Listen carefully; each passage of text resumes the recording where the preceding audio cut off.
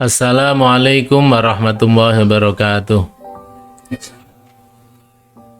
Innal hamdalillah nahmaduhu wa nasta'inuhu wa nastaghfiruh wa na'udzu bihi min syururi anfusina min sayyiati a'malina may yahdihillahu fala mudhillalah wa may yudlil falan tajida lahu waliyyan mursyida.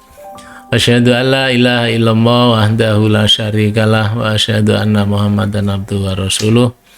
Allahumma salli wa sallim wa barik ala hadzal nabiyil karim wa ala alihi wa ashabihi wa man tabi'ahum bi ihsan ila yaumiddin. Amma ba'du, para pemirsa, para peserta pengajian kitab Lubabul Hadis yang dirahmati Allah, yang saya sayangi, saya banggakan. Syukur kehadirat Allah atas rahmatnya. Kali ini kita bisa bermuajahah, ketemu kembali dalam pengajian kitab Lubabul Hadis. Mudah-mudahan apa yang kita laksanakan mendapat ridho Allah Subhanahu wa taala, diberkahi dan dirahmati. Mari kita lanjutkan. Sekarang adalah bab yang keempat.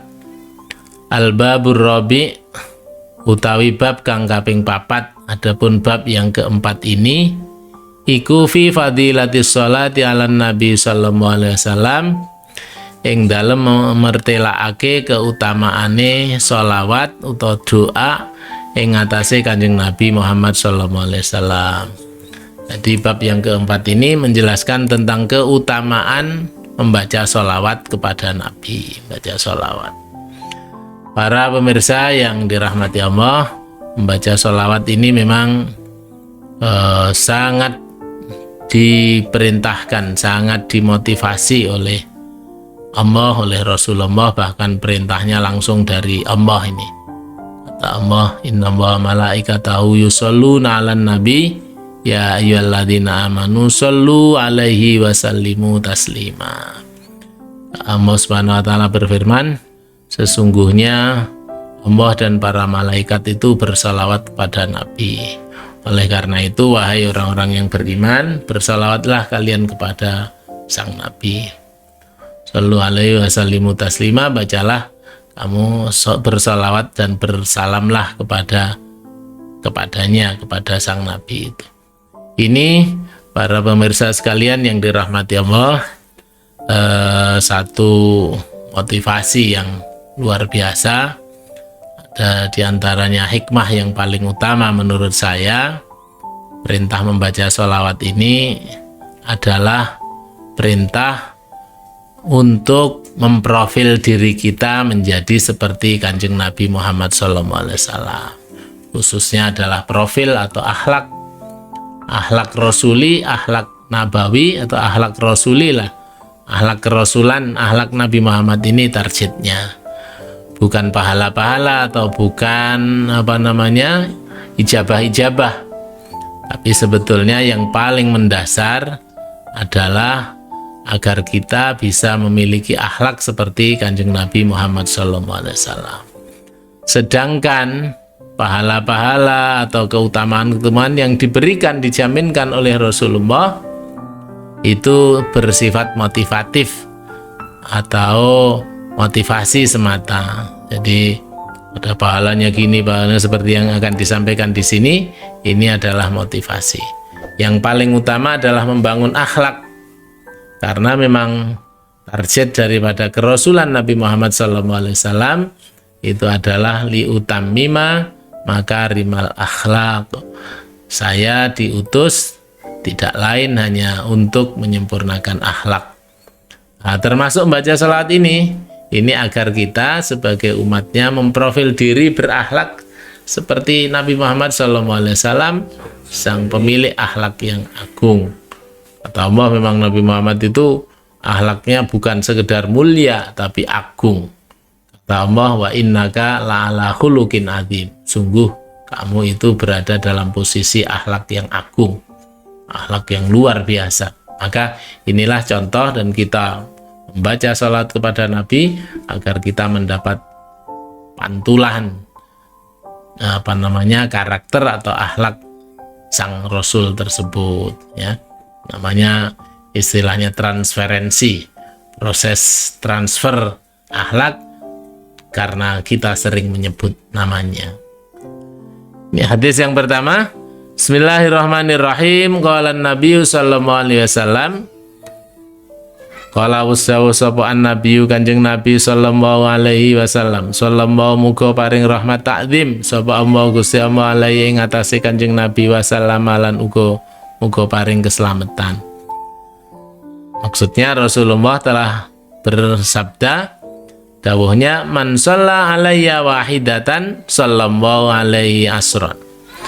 Man sapa wonge shalla kang maca selawat alayya ing atase ingsun wahidatan kelawan saambalan sekali, sallallahu mongko mesti paring selawat paring rahmat takdim sapa alaihi ing atase wong mau asron kelawan 10. Jadi ada kelipatan 10 kali. Kita satu bersalawat memanjatkan, melempar ke atas, memanjatkan sholawat doa kepada Allah atas Nabi Muhammad, maka kita dapat pantulannya 10 kali. Nah, luar biasa efeknya, bahwa 10 kali lipat kita mengkonek ke atas atau mengkonek ke atas, maka akan turun sinyal 10 kali lipat. Luar biasa. Jadi memang begitu, sehingga agar kita dapat sinyal yang kuat dari Allah, ya banyak-banyak menjaga sholawat. Karena dalam sholawat itu ada 2 nama besar, 2 profil yang disinggung, Allah dan Rasulnya, sehingga luar biasa. Minimal karena sholawat namanya sholawat Muhammad atau sholawat Jibril, yaitu bunyinya sallallahu ala Muhammad, sallallahu ala Muhammad. Itu ada 2 kata, Allah dan Muhammad. Wa qala sallallahu alaihi wasallam, Nabi sallallahu alaihi wasallam juga bersabda, man shalla alayya alfa marratin lam yamut hatta yubasysyara lahu bil jannah. Man sapa wonge shalla maca selawat utawa ndongakne alayya ing atase ingsun alfa marratin kelawan 1000 ambalan, lam yamut mongko ora mati sapa wong mau, sapa man, hatta yubasyara sehingga den bungahake lahu kedue wong mau bil jannati kelawan swarga. Dia diberi kabar gembira dengan surga. Pernah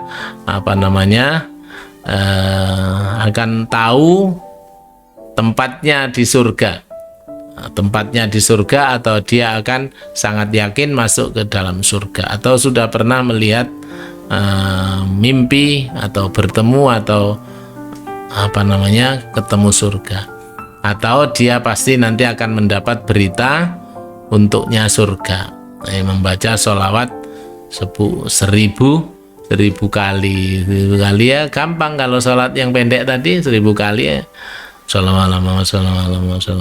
Jadi memang ibadah baca sholawat ini termasuk zikir-zikir itu banyak yang jumlahnya. Mengapa jumlahnya? Karena tadi efek pertemuan efek koneksi dengan kita ini akan menimbulkan aspek pantulan koneksi dari Allah itu tadi, sehingga bukan untuk penghayatan tapi memang untuk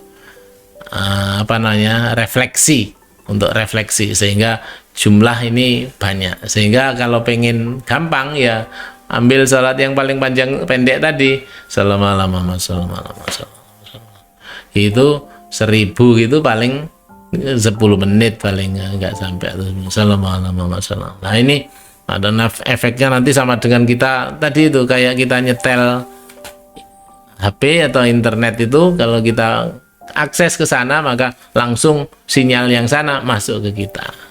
Kalau kita ndak ya ndak. Kalau kita langsung kita koneksikan ke sana maka langsung itu sinyal dari atas, sumber sinyal itu akan besar sekali pada kita.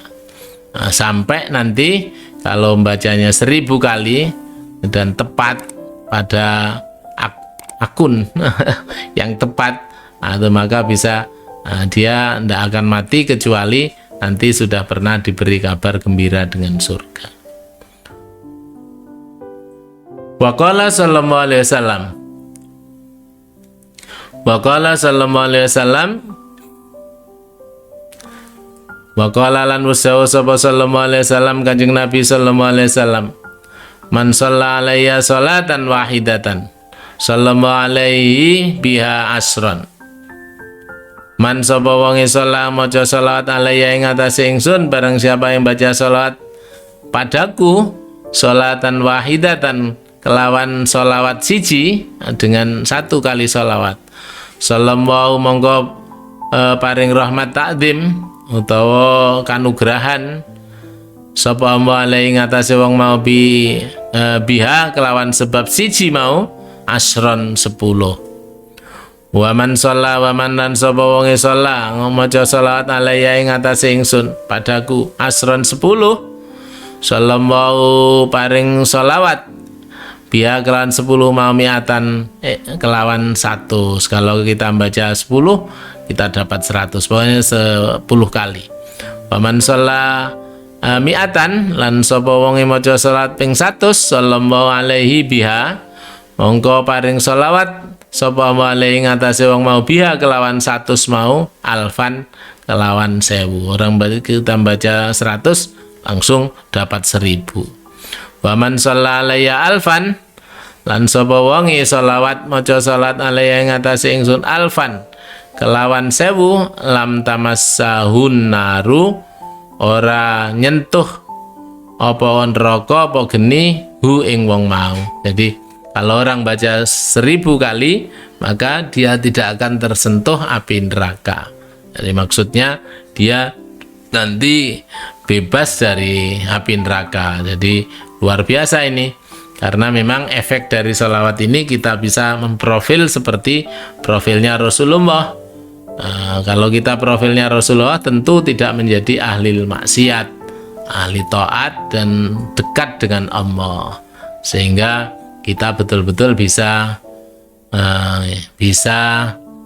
bebas dari neraka, bisa.